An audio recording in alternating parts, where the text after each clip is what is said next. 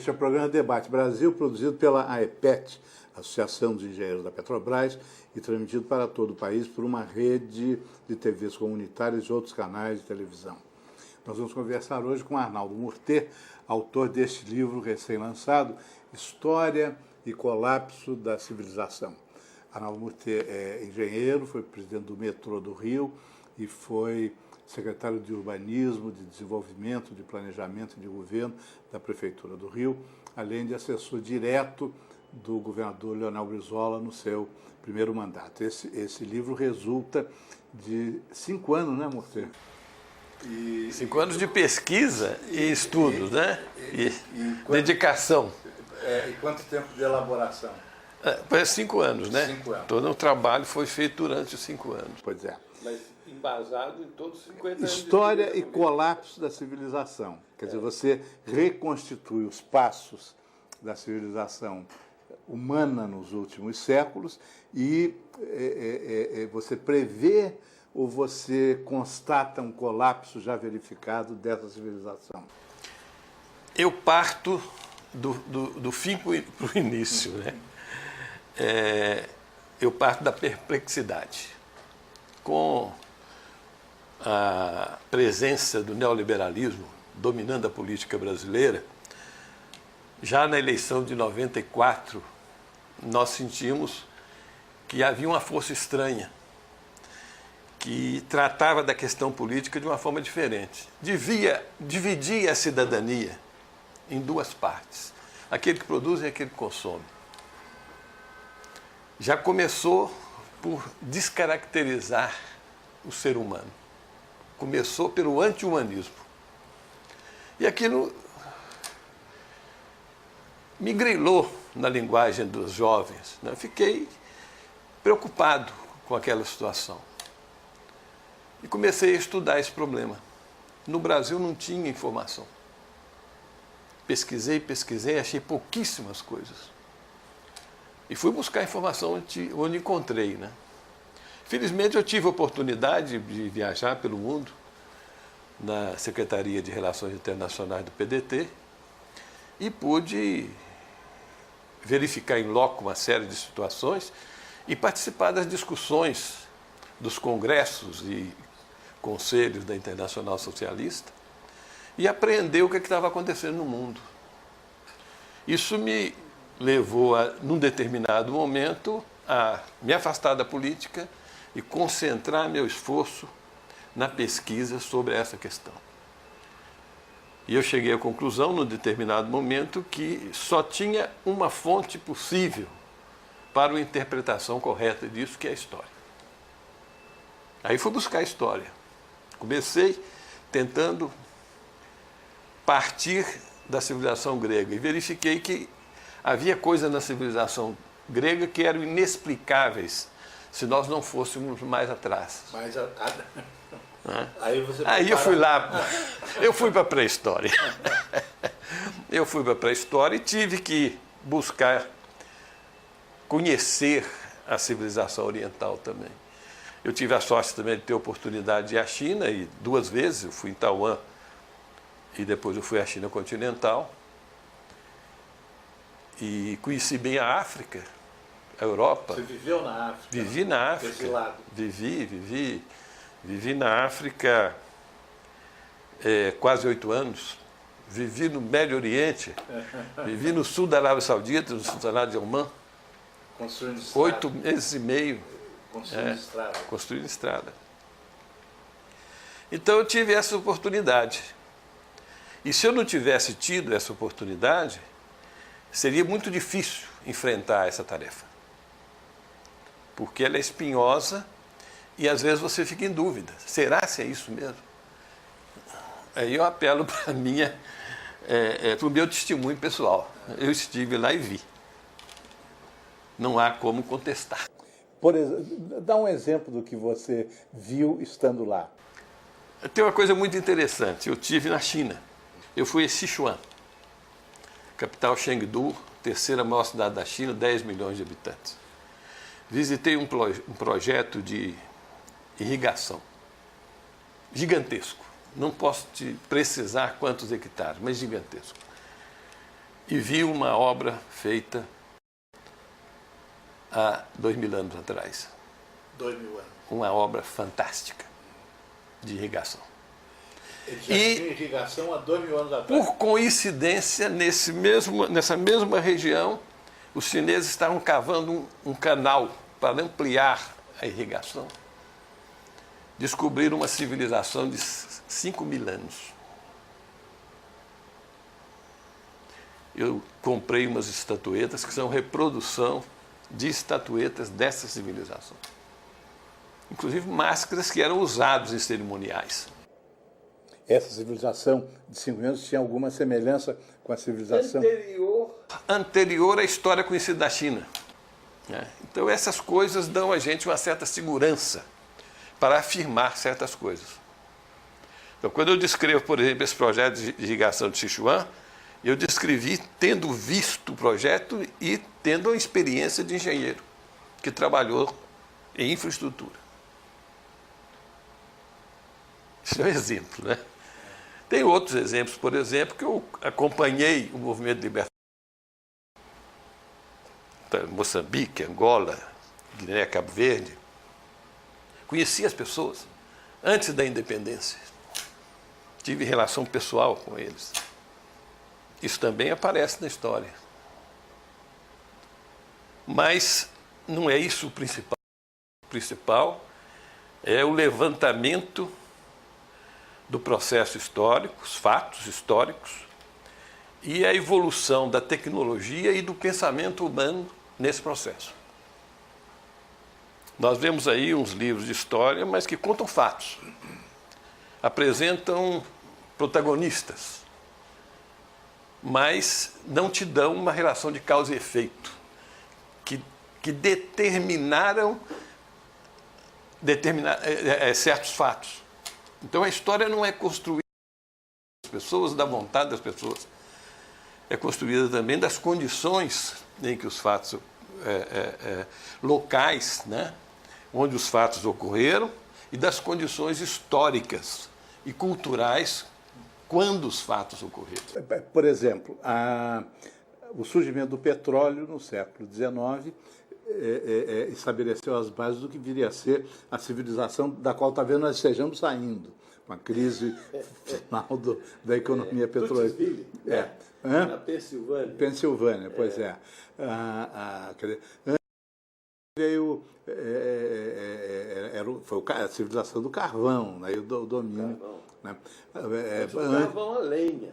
Sim, mas, por exemplo, a descoberta de um determinado tipo de vela para os navios da época facilitou a navegação e permitiu que o europeu tomasse conta do mundo. Né? Que etapas você definiria anteriores a esse modelo cujo colapso você está constatando? Nós temos a civilização antiga, tem a pré-história. Né? A pré-história é tudo aquilo que não foi registrado por escrito. A história começa com a civilização que nós conhecemos. A civilização e a escrita nasceram juntas, porque foi a escrita que determinou aquilo que seria a civilização. Então, começou com a Suméria e Egito, mas no Oriente também, na China, foi mais ou menos na mesma época. E em outras partes do mundo. Então você tem a civilização antiga que até por volta de 1200 antes de Cristo tem uma fase da civilização. Naquela época aconteceu um fato incrível, um fenômeno chamado Revolta dos Povos dos Mares. Migrações de populações, talvez por fome ou por outras razões, mas é muito provável que tenha sido por fome, e que se rebelaram. E uma rebelião que não tinha volta, porque você tem que sobreviver. E derrubaram os impérios. As nações mais fortes se recolheram, e isso abriu a oportunidade de uma reorganização. Quando surgiu a Fenícia, com uma liderança da navegação no Mediterrâneo, né? Os gregos tinham assumido essa liderança depois da destruição de Knossos, que talvez tenha ocorrido 250 anos antes, pela explosão do vulcão Santorini, no sul. Que nos leva à lenda da Atlântida. Que é a lenda da Atlântida, a versão do Platão é outra, que a Atlântida estaria no Oceano Atlântico, né? Além das colunas... Era dentro do Mediterrâneo. Como se dizia naquela época, além das colunas de Hércules, né? Pois é. Então, esse período é um período impressionante, porque a presença dos fenícios no Mediterrâneo produziu uma difusão dos conhecimentos do Médio Oriente, que era onde tinha centrada a civilização. E aquilo se espalhou. E com aqueles conhecimentos, os povos gregas e da Grécia, eles criaram a República, uma instituição, né, que é hoje ainda um objetivo nosso, porque ela não está plenamente implantada. Aí foi a grande revolução que houve na Antiguidade. Foi o surgimento da República naquilo que se convencionou chamar cidade-estado. Que cidade-estado não era cidade porque eram formados por fazendeiros que se associaram na defesa dos seus interesses, né?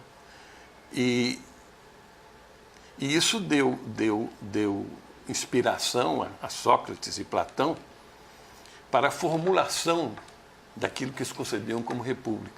E depois Rousseau, que fez um trabalho magnífico e que criou uma república, não criou uma república, ele concebeu uma república que ainda é uma utopia. Não que ele fosse o homem desligado da realidade. É utopia porque a humanidade, pelo seu egoísmo, não conseguiu chegar lá. Não conseguiu colocar o interesse público na frente do interesse privado. E essa é a questão chave de hoje. Continua. Eu creio que a história, essa história que nós contamos no final desse livro, é a história que começa com a República. E essa história é a história que está vivendo esse momento crítico. Mas não é essa civilização que está em colapso. A civilização em colapso é outra, que está dentro dela, que é a capitalista, que surgiu depois, que surgiu na época do Renascimento, paralelamente ao Renascimento. Sim, o capitalismo, quando surgiu, tinha um certo feitio revolucionário, até progressista, né? Marx chegou a observar isso. E como é que de lá para cá nós caímos nesse modelo neoliberal com a sua mediocridade, a sua cegueira? O capitalismo surgiu do fracasso da civilização medieval. Fracasso seria uma expressão pouco adequada. Vamos dizer, do colapso da civilização feudal, né? Ele surge quando os senhores feudais ficam em dificuldade, né? Sobretudo a partir das cruzadas. Ali houve uma grande aventura da humanidade, aquelas cruzadas, sobretudo a aventura do mundo ocidental, né? Todos se empenharam na Europa pelas cruzadas, em defesa de interesses múltiplos.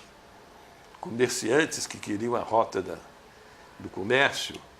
A religião era pretexto. Religião, a igreja que queria impor a sua vontade, né, em cima da própria igreja oriental, né, de Constantinopla, E uma disputa muito grande com o islamismo, que naquela época já existia, né? O Islã infiltrou-se na Europa em 711.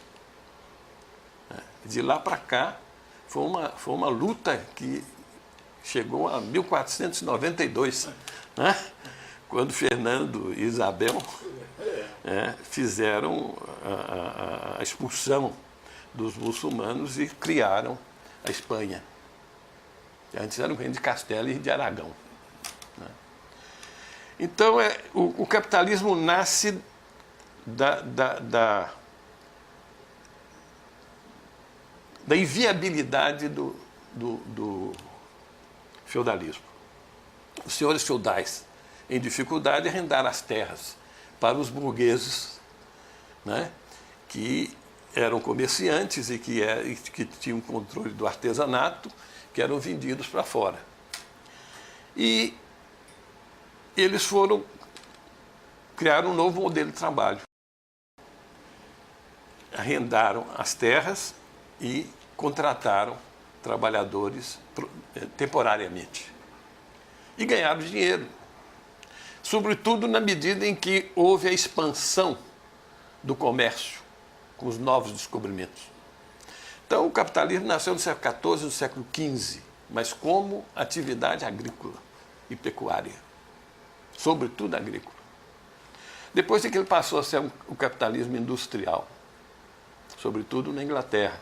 A Inglaterra foi o primeiro. E aconteceu lá exatamente porque foi o primeiro Estado que entrou em falência. Nós vamos ter que fazer um intervalo agora, que aliás é oportuno, porque agora você vai precisar de tempo para desenvolver, né, esse desenvolvimento dos fatos históricos. Tá? Então já fica a pergunta, quer dizer, como é que foi a combinação de capitalismo com indústria?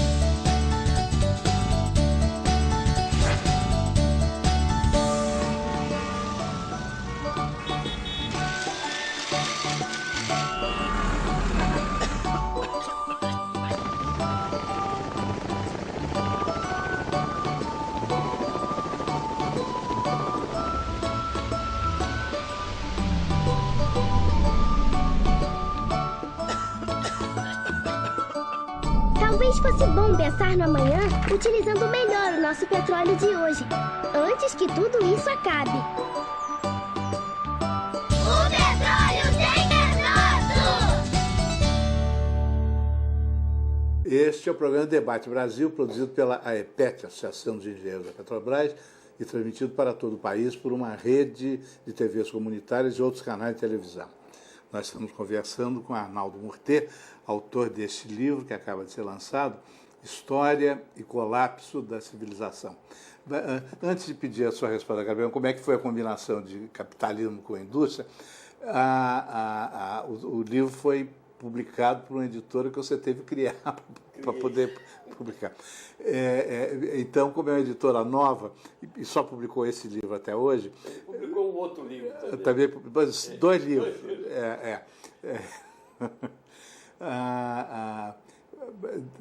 Dá para encontrar em qualquer livraria ou não? Esse livro foi lançado há 15 dias atrás em Belo Horizonte. Saiu do forno aqui e nós fizemos o lançamento lá. Em Belo Horizonte. Agora que ele está indo para as livrarias. Ele é encontrado aqui na nossa lojinha da editora, na Rua Farane 42, e pode ser comprado pela internet. Qual é o endereço da internet? www, tem aí no livro, www.editoramurter.com.br. Pode fazer o pedido pela internet. Pode Então, comprar pela internet. Pode comprar pela internet. Pode. Então, vamos lá. Como é que foi a combinação de indústria e capitalismo? Bom, depois da Guerra dos 100 anos, né, a Inglaterra ficou numa situação muito difícil. Foi exatamente nessa época da formação do capitalismo. Uma degradação muito grande. Então, a evolução do capitalismo agrícola ainda, dentro da Inglaterra, foi muito rápido, porque houve a falência dos senhores feudais.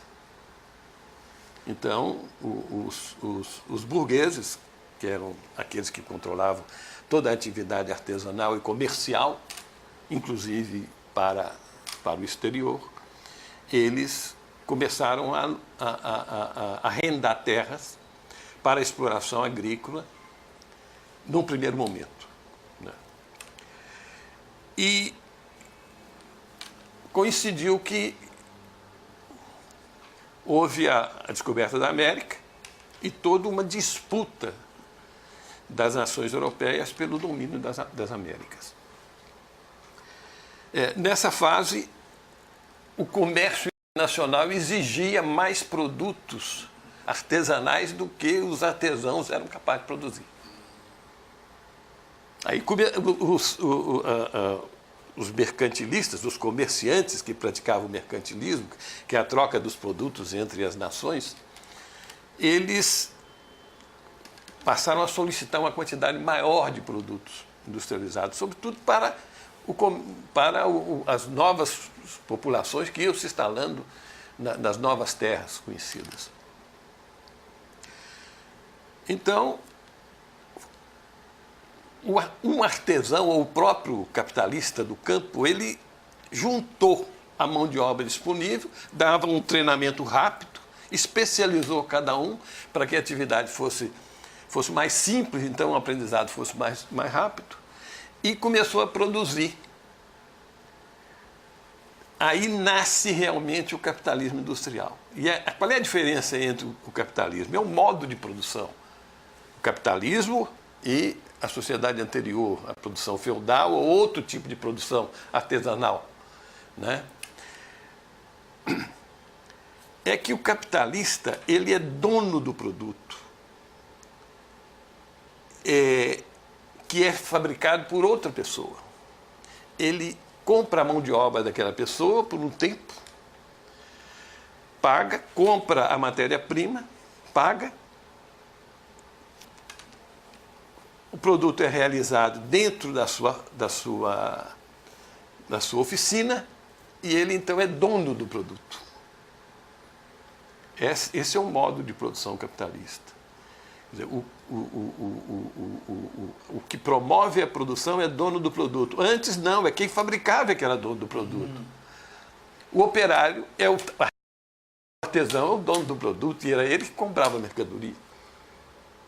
Então, o modo de produção capitalista é o que criou o capitalismo.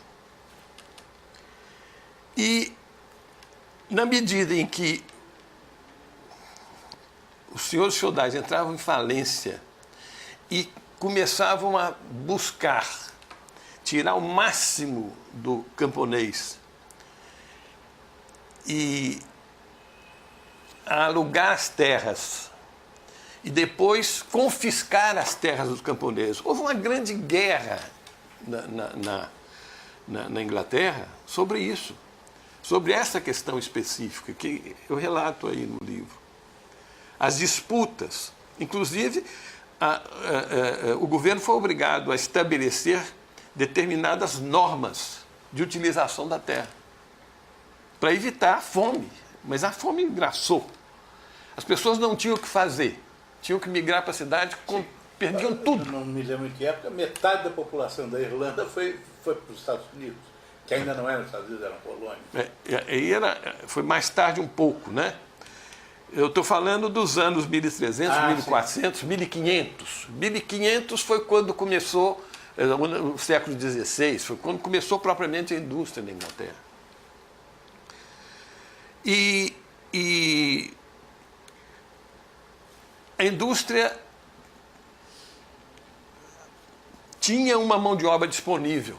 O Marx diz com muita propriedade de que o camponês não ficou livre só da presença do senhor feudal, não. Ele se libertou também das terras comunais e da sua própria propriedade. Quer dizer, ele foi expropriado e impedido de usar as terras comunais, que foi assaltada. Elas foram tomadas. E eles não tinham mais nada que fazer. Então ele estava completamente livre. Livre por quê? Porque ele não tinha onde trabalhar.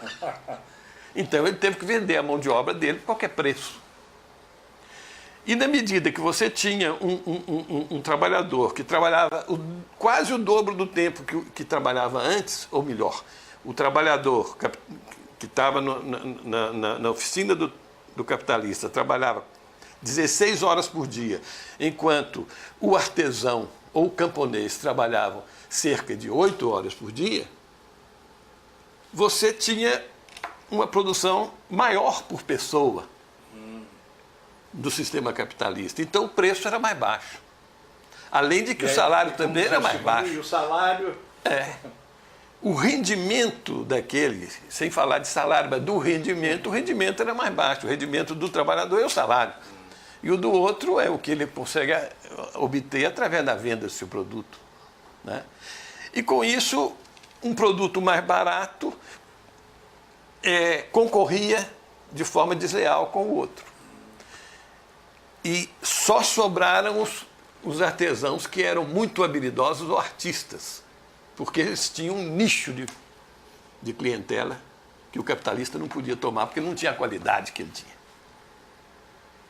Bom, aí vem a acumulação capitalista. O que é a acumulação capitalista? É exatamente isso. Fazer a pessoa trabalhar além daquilo que é necessário para a sua remuneração. Tem um capítulo aí que fala sobre valor da mercadoria, e que eu não cito só Marx, não, eu cito sobretudo Galliani. Galliani era um abade italiano de Nápoles. Ele escreveu um livro fantástico, em 1750, chamado Da Moeda. Olha, é a coisa mais bonita que eu já vi escrita em matéria de economia. E ele concorda com Marx que a fonte da riqueza, de tudo que é produzido pelo homem, é o trabalho. Então aí vem a questão da teoria do valor, que o Marx chama de mais-valia, aquilo que o trabalhador, o operário, faz além daquele que ele recebe, que passa a ser propriedade do capitalista, e com um argumento irrespondível, né? Quando você coloca um produto à venda, você coloca numa concorrência, né? O artesão, ele trabalha um tanto de hora que permite a ele sobreviver. O operário trabalha um tanto de hora que lhe remunera, e mais algumas horas que remunera o patrão, que é o lucro. Porque na hora de vender o produto é vendido pelo preço de mercado. E é o mercado que define onde vai ser comprado o produto. Se eu tenho um produto que custou menos para mim, essa diferença de preço eu aproprio dela. Se eu preciso de vender mais depressa o produto, eu tiro um pouquinho do meu lucro e venço a concorrência, mas meu lucro. Um pouco menos, mas ganho. E aí daí provém a acumulação capitalista. E é a acumulação capitalista que se desenvolveu ao longo desses 3 séculos, 4 séculos, que conduziu-nos a essa crise que nós estamos vivendo aí. Essa crise monumental, que é a última fase da metamorfose do capitalismo. O capitalismo passa por várias fases, parece a lagarta que vira borboleta. Então, ele vai se modificando na medida em que tem necessidade de se adaptar às novas condições para a sua sobrevivência, em função dessa grande contradição, que é o preço da mercadoria colocada para venda é menor do que o dinheiro que o capitalista coloca no mercado, pagando tudo que produziu a mercadoria, porque ele retém o lucro. Com o lucro dele, como o lucro dele não está no mercado, quem vai pagar essa mercadoria? pelo preço que contém o lucro dele. Isso obriga que haja um crescimento do mercado sempre. Se esse mercado, indefinidamente, se ele não crescer, não há possibilidade de vender, a não ser que o capitalista pegue o dinheiro dele e empreste para alguém comprar. E aí gera o endividamento, a inadimplência e a crise. Esses são elementos da crise atual? Da crise atual. As crises que vêm lá de trás são as crises provenientes dessa contradição também, mas de forma mais simples. Simplesmente, como não há dinheiro para comprar aquele produto, o dinheiro é insuficiente, há uma crise de estoque. O capitalismo não pode produzir mais porque ele não consegue desovar a produção. Essas são as crises que vieram desde 1810, 1847, 48, 1873, 1900, 1907, 1913, 1929, 1957, 80, 81 e agora 2008. E você vai verificar a diferença, o intervalo entre as crises estão em torno de 20, 25, 30 anos. Excepcionalmente, uma crise mais próxima, como em 1900, 1927, porque a de 1900 aconteceu na Europa e a de 1907 aconteceu nos Estados Unidos.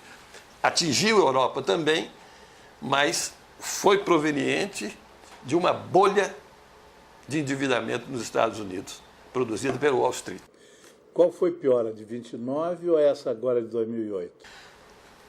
A pior, que já foi constatado, foi de 29, mas a de 2008 não foi superada ainda.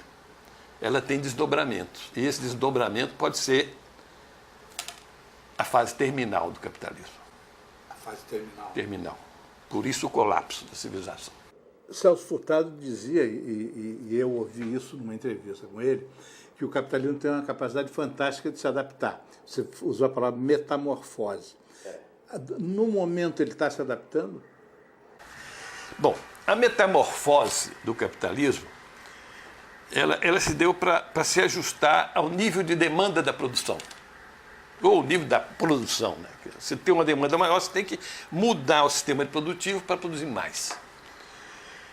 E sobre também a necessidade de capitalização.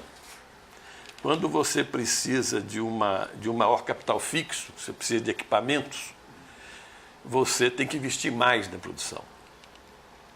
Então, nós entendemos o seguinte, eu baseei nessa análise da metamorfose no livro do Lauro Campos. Você conheceu o Lauro Campos? Senador Lauro Campos, professor da Universidade de Brasília. Eu acho que é o grande mestre da economia que nós conhecemos. Esse ficou para a história. Os outros eu não sei. Esse ficou porque ele colocou o dedo na ferida. Nós vamos ter que fazer mais um intervalo agora, vamos para a parte final do programa. Então, para a ferida. Para a ferida. Exatamente. Até já.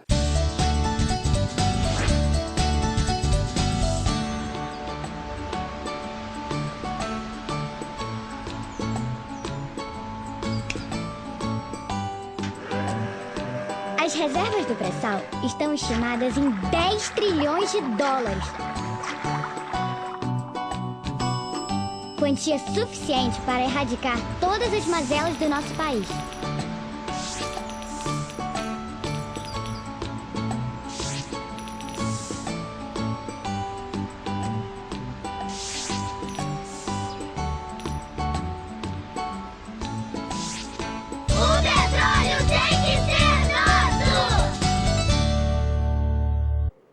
Este é o programa Debate Brasil, produzido pela AEPET, Associação de Engenheiros da Petrobras, e transmitido para todo o país por uma rede de TVs comunitárias e outros canais de televisão. Nós estamos conversando hoje com Arnaldo Murter, autor desse livro que acaba de sair, História e Colapso da Civilização.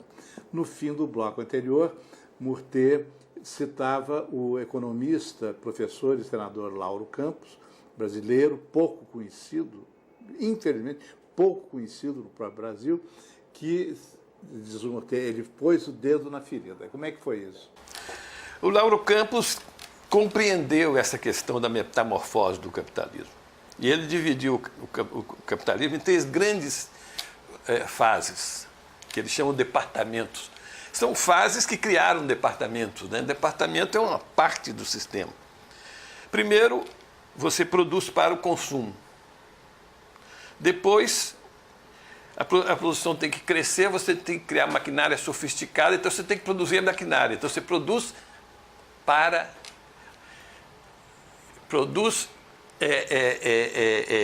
máquinas para a produção do consumo, que também máquinas para a produção de outras máquinas, né? Essa é uma segunda fase. Depois aparece uma terceira fase, que é para combater as crises, que é a produção de não mercadorias. Então você dissipa a produção. Por exemplo, New Deal, do Roosevelt, que ele fez obras nos terrenos áridos dos Estados Unidos, irrigação, infraestrutura rodoviária, ferroviária e foi por aí afora, mais rodoviária, porque já tinha vencido a fase da expansão das ferrovias. E depois veio a indústria bélica e a indústria espacial, né? Mas tudo isso não era suficiente para equilibrar. Na verdade, o Keynes já tinha detectado isso antes, que o capitalismo precisava da guerra, porque era a forma mais eficaz de dissipar a economia. Você destrói, você produz para destruir.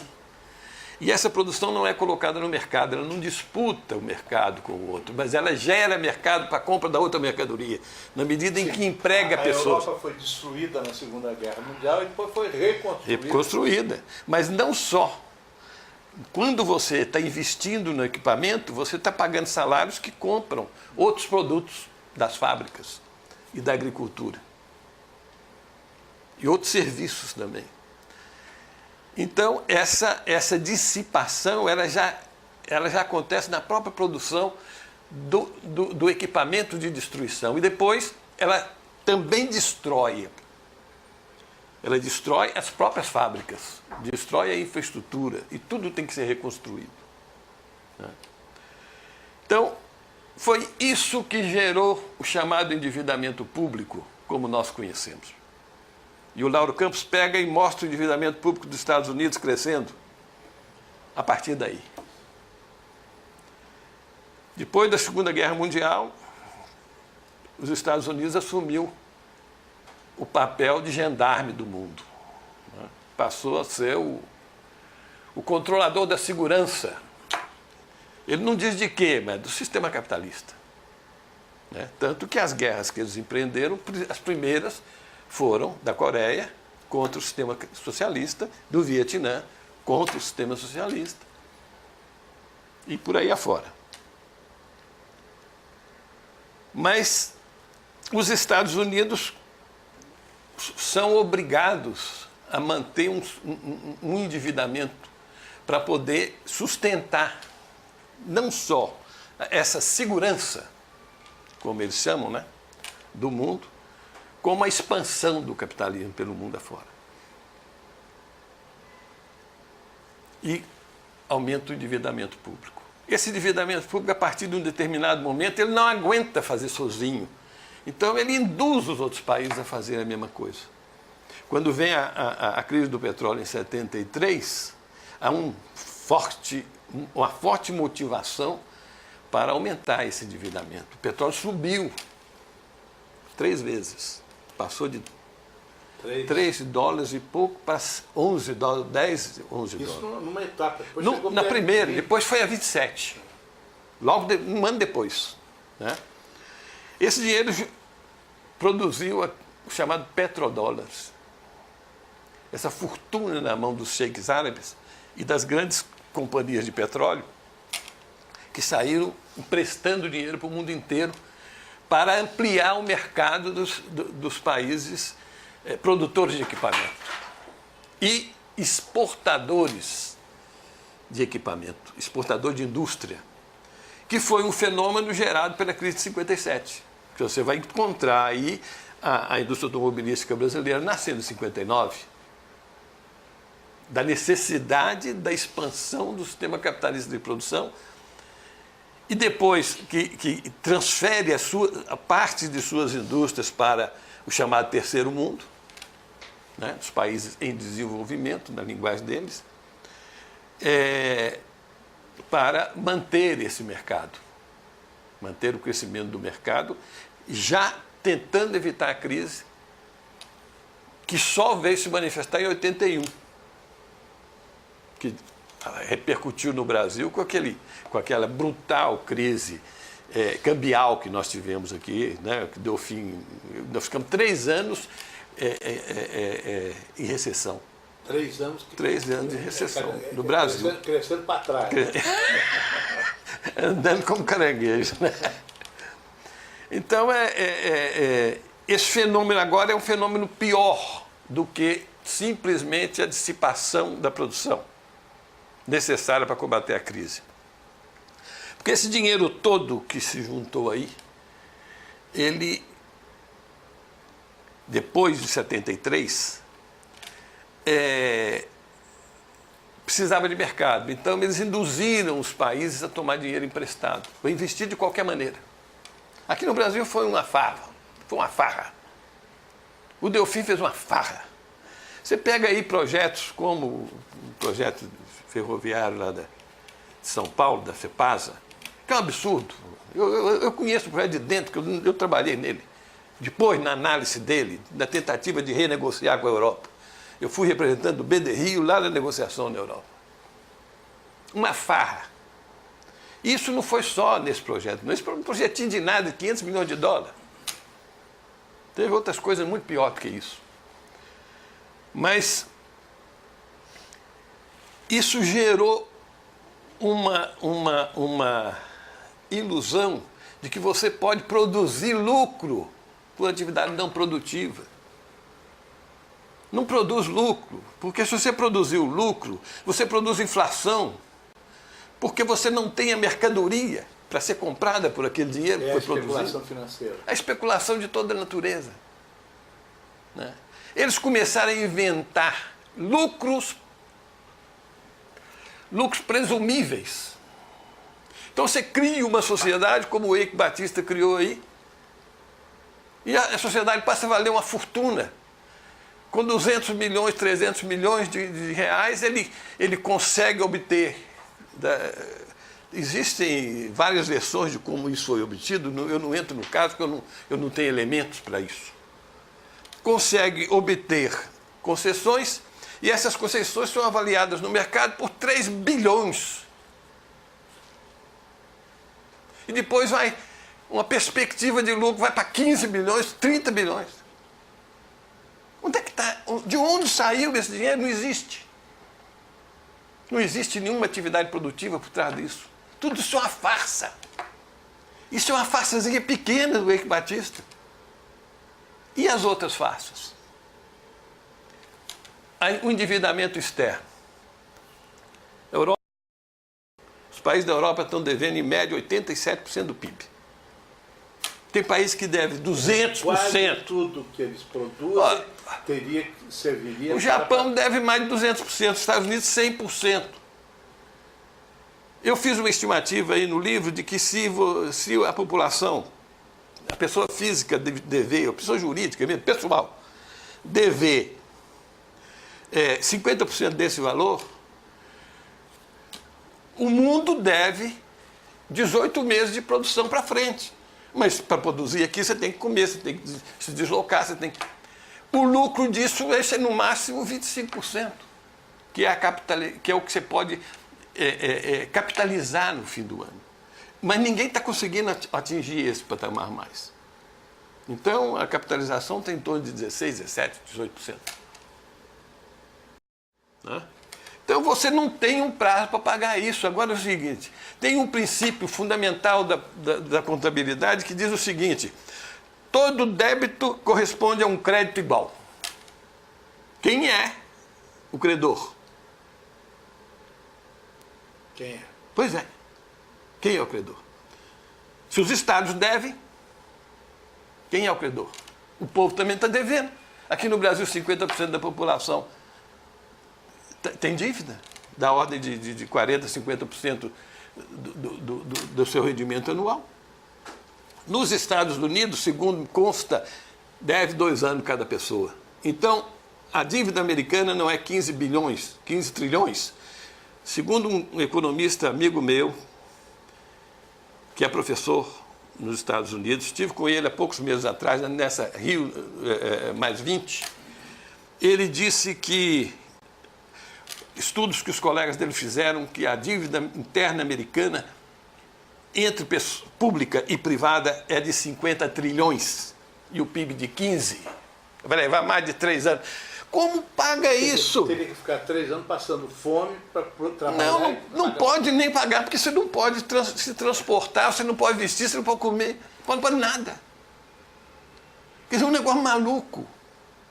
Não existe a possibilidade do pagamento da dívida pública. Se existisse, teria uma inflação monumental, porque você tem mais dinheiro para comprar a mercadoria. Qual é a saída para essa situação? Liquidar a dívida pública. Essa é a saída. Se não, é o colapso da civilização. Porque quando eu falo colapso da civilização, eu não falo colapso do capitalismo. Porque essa civilização que nós estamos vivendo, que está nessa situação, é produto do sistema capitalista de produção. Então, essa sociedade, essa civilização é a civilização capitalista que vai para o brejo. Agora, a grande questão que se coloca é o que vem depois. Nós temos que trabalhar para encontrar saídas para isso. Porque a humanidade vai continuar existindo. Mas não pode ficar à mercê dos irresponsáveis 300 pessoas que são donos de um dinheiro que é igual a toda a propriedade dos 50% mais pobres da sociedade, que são 3,5 bilhões de pessoas. Quer dizer, 300 pessoas controlam o destino de 3 bilhões. Esse dado tem aqui, e a origem dele eu busquei num documento do Samir Amin. Samir Amin é um economista egípcio, muito conceituado na Europa, que é um homem que nasceu naquelas épocas de 60, né? Quando a juventude europeia se rebelava, e o Samir Amin foi o homem que se projetou e se consolidou pela sua seriedade e competência.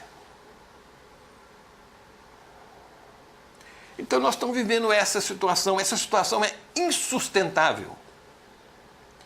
E tem uma análise para cada situação, para a situação da Europa, a situação do Brasil. O Brasil acha que está bem, mas não está. O endividamento público brasileiro é menor do que o europeu. Mas a alienação do patrimônio do Brasil é maior. 70% da nossa indústria está na mão de estrangeiro. O dia que houver uma crise lá fora, eles vão buscar o dinheiro aqui dentro e para a nossa indústria, como estão fazendo em Portugal, e na Espanha e na Grécia. O Brasil pode chegar a uma situação como essa da Grécia? Sobretudo como a da Espanha, porque na Espanha o fenômeno é exatamente o mesmo. É a predominância do capital estrangeiro na economia que levou à crise. Desculpa, nós temos 3 minutos para terminar o programa, então eu deixo à sua disposição. Bom, José Augusto, nós trabalhamos muito aí na tentativa de buscar um projeto brasileiro para enfrentar essa crise. Você lembra disso? Nos 7 anos atrás, há 5 anos atrás, antes de eu começar a fazer esse livro, Projeto Brasil Trabalhista. Nós estávamos trabalhando no sentido de buscar uma alternativa para o Brasil para enfrentar a crise que viria. Mas os incrédulos não acreditavam que ela viesse. E ela veio. Ela veio e veio para ficar. E ela tem que ter um desdobramento. Ela tem que chegar ao fim. E o fim será trágico se as pessoas não tomarem consciência do que está acontecendo. Então é fundamental nós tomarmos consciência do que está acontecendo, analisar a situação que está aí friamente, verificar que não tem solução isso que eles estão querendo fazer. Arrochar os países, arrochar os salários, arrochar o sistema previdenciário para pagar a dívida. Essa dívida nem pode circular, porque não tem produto para comprar. O dinheiro proveniente desse pagamento não pode circular. Vai servir para endividar mais ainda. Esse endividamento só traz uma coisa: submissão dos estados ao interesse privado. Então nós seremos dominados por um grupo de pessoas através do capital financeiro. Nós temos que encontrar uma solução para isso. Porque senão o sofrimento das pessoas vai ser monumental. Eu estou indo a Portugal agora, vou tirar umas férias, 10 dias de férias. Escolhi ir a Portugal porque eu quero ver o que está acontecendo lá. Em loco, quero ver. Porque as notícias que eu tenho tido são tristes. Nós não podemos deixar que isso aconteça no Brasil. Obrigado. Esse foi o programa Debate Brasil.